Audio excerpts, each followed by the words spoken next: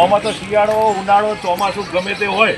આવો ગુરુજી, ગમે તેવી મહામારીમાં આ ચાલે. ગમે તે કોરોના તો કોરોના ફરવા ના જતા, પણ શાકભાજીની લારી 2 કલાક ખુલતી. કેમ? કારણ કે જીવન જરૂરિયાતની વસ્તુ છે, આના વગર કોઈને ચાલતું નથી. અને આ છે કાપડની સારી સારી તાજી શાકભાજી પાટણ મહેસાણાથી અહીંયા આપણા ચાણસ્મા સુધી લાવે છે. એટલે 2 કામ થાય છે. એક સેવાનું કામ આપણામાં આપણને તાજી શાકભાજી મળે, એમને નફો પણ મળે, એટલે વેપાર પણ થાય. એટલે સરસ મજાનો ધંધો છે, વ્યવસાયિક ધંધો છે. એવું નથી કે નોકરી કરીએ તો કદાચ ભૈલાલભાઈને આ તો હિસાબ મારતા નહીં હોય, નહીંતર અમારા કરતા મહિને એમને વધારે કમાતા હોય. હિસાબ મારે ઉધાર નહીં, આમાં કોઈ ઉધારનો ધંધો જ નહીં. કોઈ એમ ના કે ભૂલ્યાજી 20 રૂપિયાના બટાકાને સારું કાલ આલે એવું કોઈ કહે નહીં. પેલ બાજુ કોઠારી ભાઈ તો કોકે કે, પણ હોય કોઈ ઉધાર માગે જ નહીં.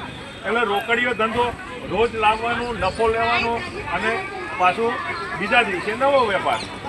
અને અત્યારે એટલી સગવડ, હોમ ડિલિવરી જેવું આખો ટેમ્પો ભરીને ચાણસ્મામાં આવે છે. તમે જોતા હોય સવારે વહેલા એ લખાવે, એ બધી વસ્તુ આવી ગઈ હોય. પણ બેઠે બેઠે કદી ભૈલાલભાઈના મહેસાણા પાટણ જવાની જરૂર નથી. એટલે ખૂબ સરસ મજાનો ધંધો આપણે પણ વિચારી શકીએ. અહીંયાને ભવિષ્યમાં તમે મોટા થાવ, નોકરી મળે ના મળે તો આવો. એવું નહીં કે એટલા વાઘરીના રાવણ જ ધંધો કરી શકે. આજે બધા કરે, અત્યારે પટેલ લોકો પણ કરે શાકભાજીનો ધંધો. એ સારો છે.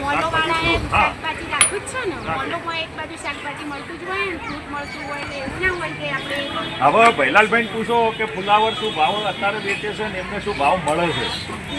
હોલસેલ ભાવ ના કેવો, અમે એ ભાવ માગ્યું નહીં, પણ છોકરી ખબર પડે. એને તમે ત્યાંથી કેટલું મળે? 80 રૂપિયા કિલો મળે, એટલે 40 રૂપિયા 500 એમને મળે. 10 રૂપિયા ચડાવીને એમની મજૂરી ગણવી પડે ને, આખો દિવસ ઉભા રહે, એટલે 10 રૂપિયા ચડાવીને વેચે.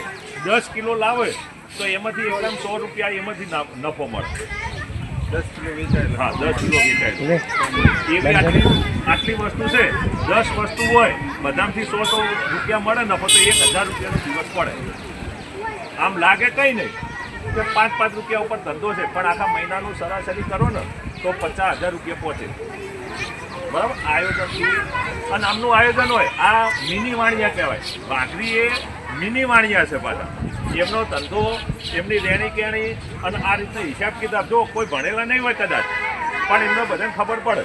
વાઘરીઓની અમારી છોકરીઓ છે, કદાચ વાંચતા ના આવડતું હોય, પણ એમને આ આટલાની શાકભાજી જેમ કે હું લેવા આવું એને એમ કે 250ના 30 રૂપિયા ફુલાવર, પણ તોય આપણે પૂછવું પડે તો 500ના કેટલા એવું આપણે પૂછવું પડે. એટલે એમાં પાછો એમાં વધારનો તો એમાં 5 રૂપિયા ઓછા હોય પાછા. આપણી ગણતરી 30ના 60 રૂપિયા થાય, પણ 50નું 500 કહે રહે, 10 રૂપિયા. એટલે આ બધી વેપારી સૂઝબૂઝ છે. દરેકનો કોઈ ધંધો નાનો મોટો હોતો નથી. બરાબર? એટલે આપણે મોટા થઈએ તો આવું કંઈક વિચારાય. દરેકને નોકરી નથી મળવાની. આપણું ગુજરાન ચાલે, પૈસા કમાઈએ, સુખ શાંતિથી રહીએ, એ ધંધો સારો. બરાબર? તમારે કોઈને કંઈ પૂછવું હોય તો પૂછો. તમારી મમ્મી પપ્પા પાસેથી 100 રૂપિયા લઈને આવતી હોય અને 80નું શાકભાજી લેતી હોય, 20 રૂપિયાની પકોડી ખાતી હોય તો તમે હિસાબ આલી શકો. ભાઈ શું ભાવ છે એ પૂછજો. હા, મમ્મી તમને એવું કરે એટલે તમે પૂછો તો ખબર પડે કે મમ્મી આનો ભાવ તો આટલો જ છે, તો આજ કેટલાને લાવી દઉં.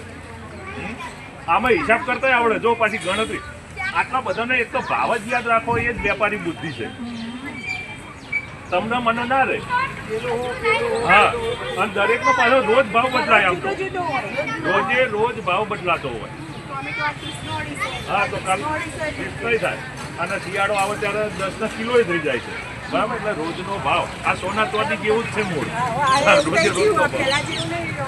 કોઈને કઈ પૂછવું પૂછો. આ કારેલા ગળે લાવે હારે ભૈલાલભાઈ હોય એ પૂછવું પૂછો. ગળવા નહીં, ગળે આવે એમ ફરારી શાકભાજી. જો આ બધું નવું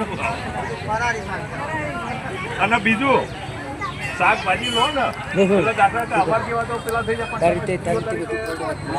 મરચાં એ ફ્રી છે.